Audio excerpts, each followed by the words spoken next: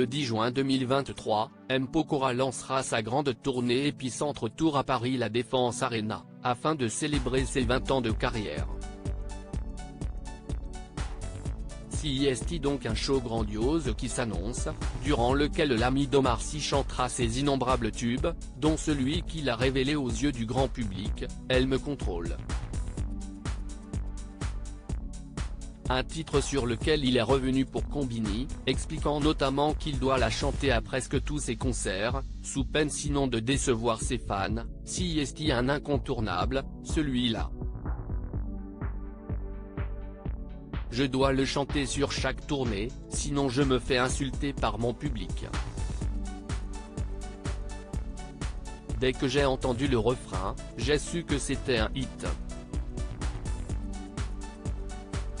Il y avait un peu de chanson en une, le fait que les couplets soient assez planants et que d'un coup le refrain ait un rythme un peu dancehall, afro-caribéen.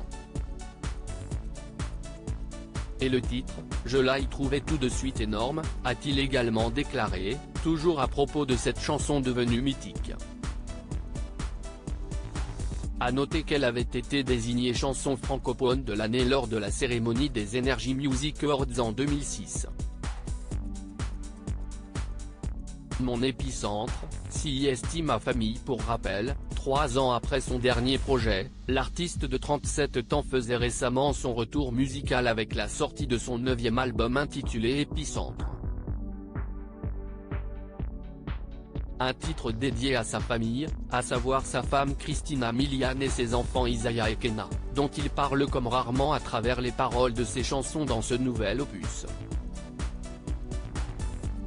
Mon épicentre, CIST ma famille. Je ne peux pas faire un disque qui porte ce titre sans parler de ce raz de marée et tremblement de terre qu'il y a eu dans ma vie avec l'arrivée de mes 2 enfants. Ça a eu un impact important sur ma vie personnelle, expliquait-il récemment dans les colonnes du Parisien.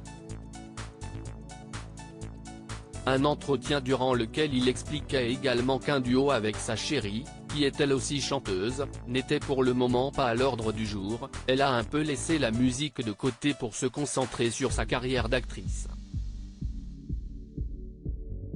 Et je ne veux pas trop mélanger le perso et le pro.